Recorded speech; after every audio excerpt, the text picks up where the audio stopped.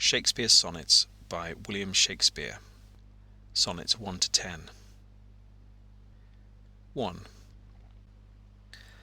From fairest creatures we desire increase, that thereby beauty's rose might never die, but as the riper should by time decease, his tender heir might bear his memory.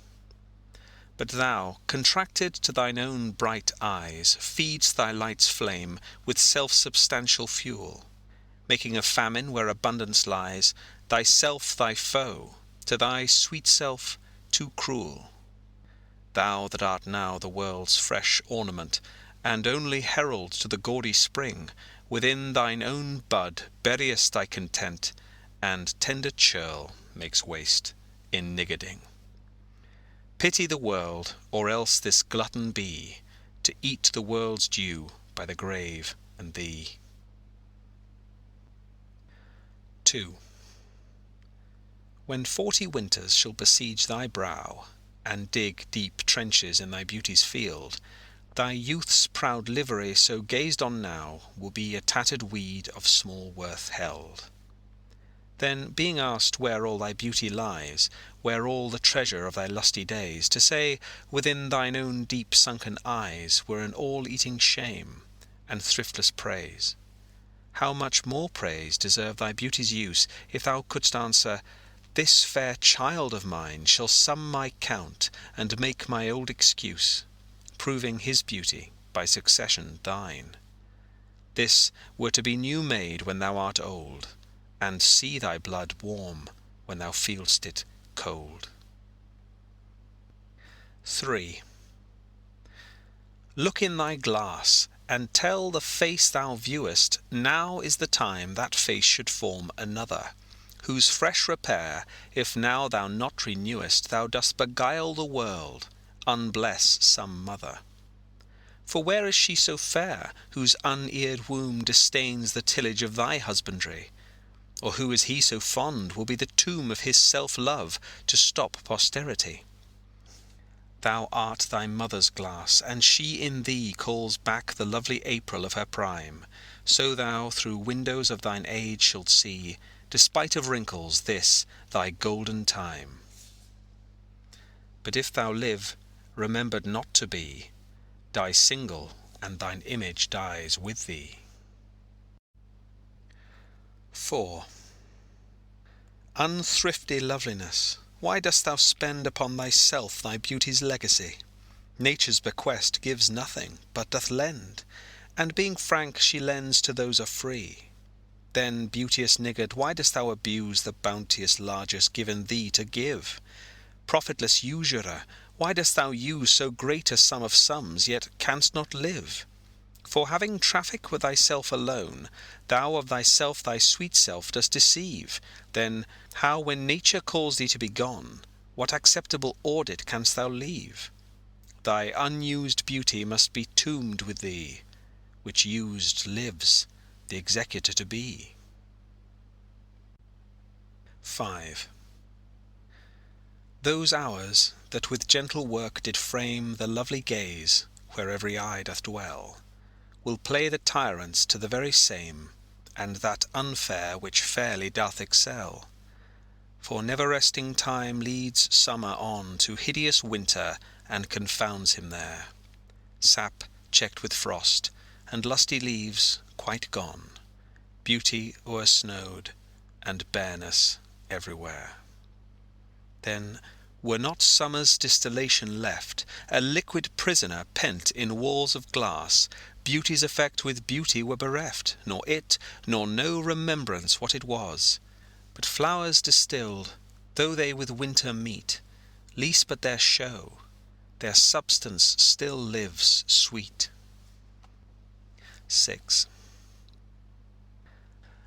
Then let not winter's ragged hand deface in thee thy summer ere thou be distilled.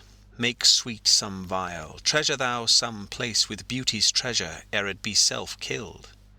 That use is not forbidden usury, which happies those that pay the willing loan. That's for thyself to breed another thee.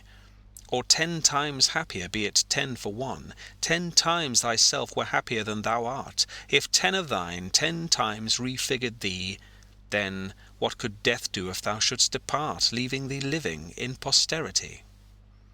Be not self-willed, for thou art much too fair to be death's conquest and make worms thine heir. 7. Lo, in the Orient, when the gracious light lifts up his burning head, each under-eye doth homage to his new-appearing sight, serving with looks his sacred majesty.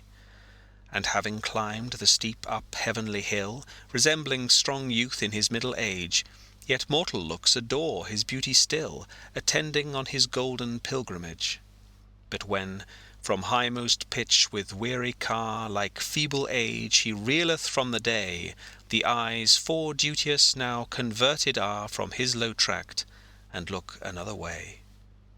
So thou, thyself outgoing in thy noon, unlooked on diest, unless thou get a son.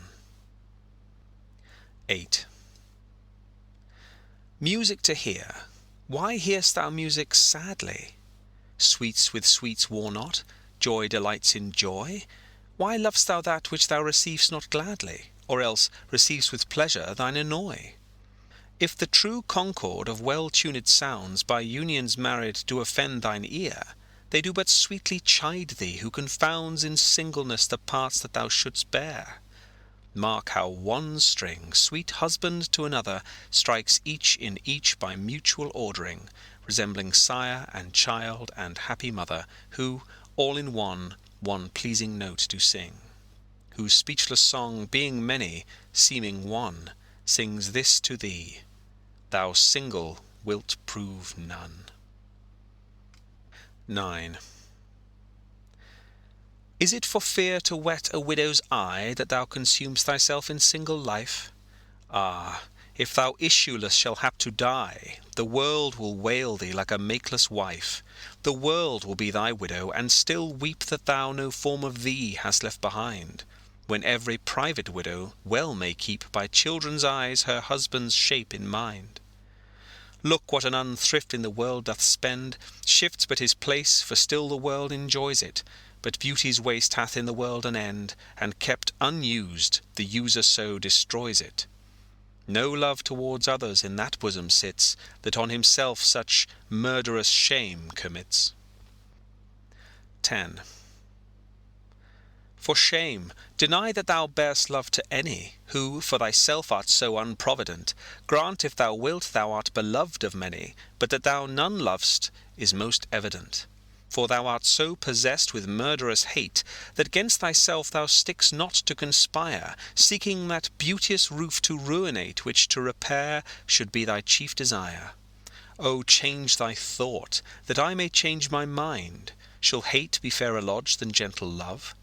Be as thy presence is, gracious and kind, or to thyself at least kind-hearted prove. Make thee another self for love of me, that beauty still may live in thine or thee. End of Sonnets 1 to 10 of Shakespeare's Sonnets.